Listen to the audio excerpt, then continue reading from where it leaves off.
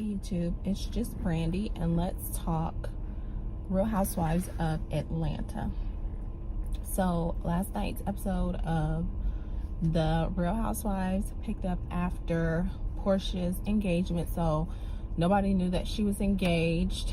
And Nene decides that she wants to throw a party. It's a no wig, no weave, no, fake hair party. It's a wear your natural hair party, because she said it's always a criticism. A lot of people always try to throw jabs that if you wear wigs and weaves, then you don't have any hair. So she was like, I want to have a party, and I always like to have a theme. So the theme of this party is going to be wear your natural hair, which it wasn't really a party. It was just a gathering of the ladies. There was really not too many outside ladies. She did invite Yavanna, I think her name is, which was the girl that she was mad at Eva because she's like, we have the same best friend and you acting like you don't know me. And Eva's like, I don't know you. And she still maintains that she does not know this girl. So through the course of the episode, we find out that Greg, who had the surgery to have his colostomy bag removed, he did come home from the hospital and he had some pain in his leg. He went to the doctor where they discovered he had a blood clot, so he was admitted back into the hospital, and that was the straw that broke the camel's back for Nene. She broke down, which I remember when she was on, I believe it was Dancing with the Stars, maybe. She had a blood clot and went in the hospital and almost died, or had deep vein thrombosis. I think that's what she had, which happens when you fly a lot, when you travel a lot. So that may have also been a trigger for her because of the blood clot. Same thing that like Tamar and Vince, when they had blood clots. It's a very common thing with these celebrities, with people I think that travel, that go from LA and New York, that are constantly traveling. Something happens, I guess, in the air. I don't know if it forms blood clots when you travel a lot, but so according to Marlo, Greg sent a text message to Marlo and Cynthia saying, I'm going back into the hospital, please check on my wife, she's breaking down. So instead of just calling to check on Nene and say, to talk to her and say, how are you doing? What do you want me to do? According to Marlo, she stops what she's doing in the moment and rushes to Nene's house, which everybody knows that the way that these women are situated, they say Atlanta, but they don't live within the city limits of Atlanta. They live in suburban areas on the outskirts. And there's not just one area of the suburbs or one direction. They live all over the city. So for some of them, it may be an hour to an hour and a half's drive to get from one person's house to the next. So Marlo says she gets on the freeway and she rushes to Nene's house, which is like an hour away. When she gets there, Nene is not there, but she did not contact Nene to say that she was on her way. So Nene was not expecting her. According to Nene, she was out shopping.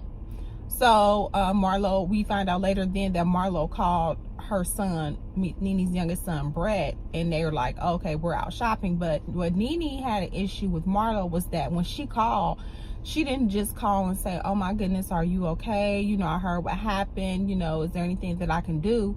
She called and said, B, I drove all the way up here and you ain't here. Why you ain't answering the door? Why you ain't let me in? And that was just more than she could handle. So the thing I feel like that was miscommunicated was, she was saying, Marlo, you didn't support me. You didn't support me. Why would you go off on a part?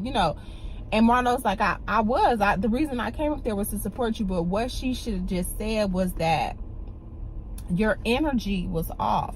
If you were coming to support me, instead of being frustrated about the traffic and the long drive and taking that out on me, if you were genuinely coming for me, irregardless of what the situation was, your focus would have been on me.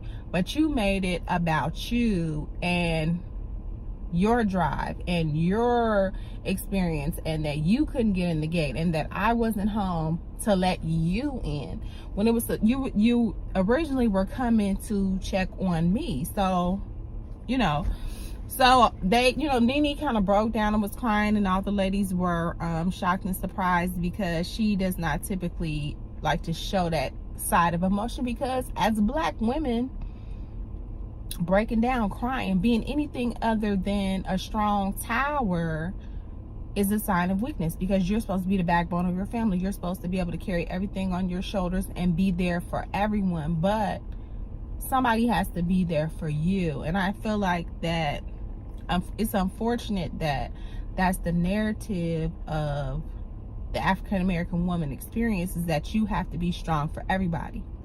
But nobody tells you, in being strong for everybody, how to be vulnerable for yourself, or how to find somebody to be strong for you.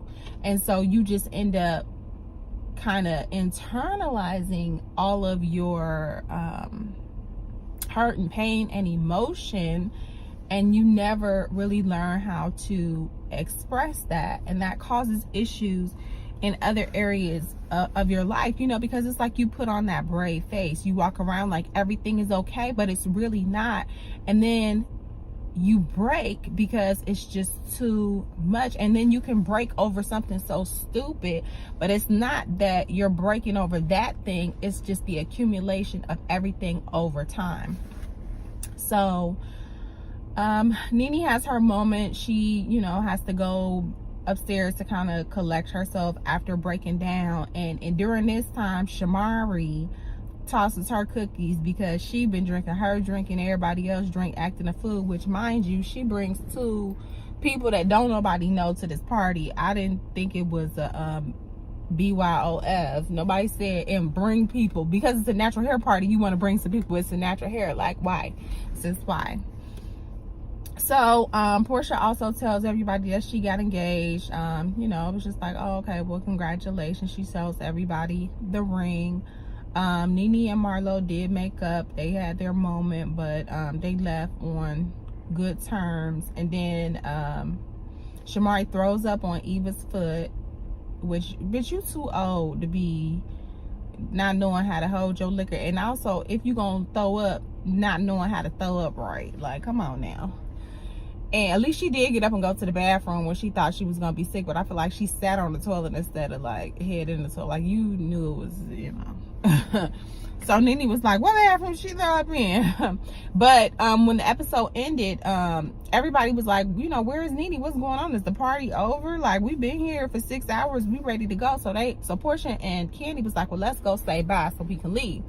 So they go upstairs to Nene's bedroom, where Eva, Cynthia, Nene, and Marlo are already in there. And they like, oh, hey, we was about to leave. And Nene like, don't leave. And so Candy was like, oh, let me see this closet. Now, mind you, this goes back to the episode where they were in Japan, and they was arguing about Tanya being the best dressed and all of that, and Nene was like, you ain't never seen my closet, you don't know what I got. Remember, she was talking about how she's really the best dressed because ain't nobody seen her closet or whatever. So Candy, when she goes in the bedroom, she like, well, while I'm up here, why don't you go ahead and let me see this closet that you've been talking about? And according to Portia, Nene's boutique Swagalicious is supposed to be modeled after her closet, so the store is supposed to look like Nene's closet, which I didn't know.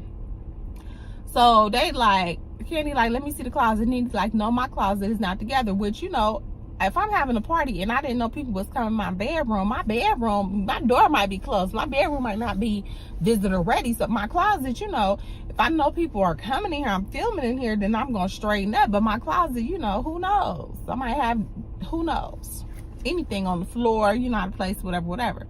So Cynthia and Marlo like, oh, go ahead and go look. Nene like, no, she like, go ahead and look. So Candy starts to walk back there. So she just, I guess she sees like a little small closet or whatever. She like, I know this can't be it because this is the small or whatever. So then she opens another door and she like, oh, okay, like this the red, it's something else in here, I don't know. We didn't really see because the cameras was not following them. The cameras was still in the room with Nene, like it was a little hallway. So then Portia like, well, let me go. So Portia goes back there, and then, you know, they filming a reality show, so the camera starts to follow. Now, mind you, Nene said her closet was not, you know, together. So of course she don't want cameras back there. I don't know what was back there.